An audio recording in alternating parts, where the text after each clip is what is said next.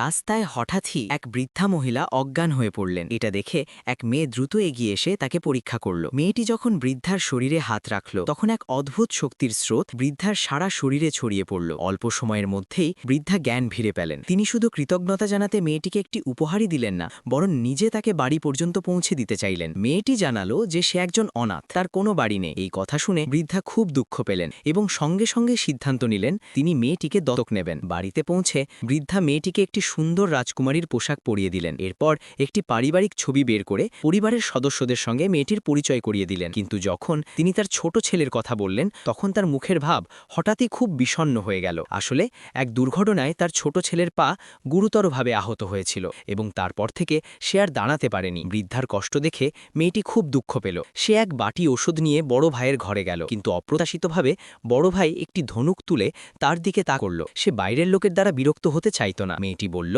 সে শুধু ওষুধ দিতে এসেছে এবং চায় যে বড় ভাই আবার হাঁটতে পারুক। এই কথা শুনে দাসী জোরে মেয়েটিকে ধমক দিল। তার মনে হলো মেয়েটি ইচ্ছা করেই বড় ভাইয়ের কষ্টের জায়গায় আঘাত করছে। মেয়েটি কষ্টে কেঁদে ফেলল। কান্নার শব্দ শুনে দাদি দ্রুত ছুটে এলেন এবং দাসীকে জিজ্ঞেস করলেন কি হয়েছে। দাদির রাগী চেহারা দেখে দাসী ভয়ে কিছুই বলতে পারল না। এই সময় বড় ভাই কাউকে দিয়ে মেয়েটিকে বের করে দিতে বলল, কিন্তু মেয়েটি অনুরোধ করল যেন সে অন্তত ওষুধটা খেয়ে নেয়। সে আরও বলল সে তার পা ভালো করতে পারে। আর ঝামেলা না বাড়িয়ে বড় ভাই বাধ্য হয়ে ওষুধ খেয়ে নিল। এরপর দ্রুত তার পায়ে হাত রাখল, কিন্তু তখন কোনো প্রতিক্রিয়া দেখা গেল না। মেয়েটি ও দাদি যখন বেরিয়ে যেতে উদ্যত, ঠিক তখনই হঠাৎ করে বড় ভাই হুইলচেয়ার থেকে উঠে দাঁড়ালো।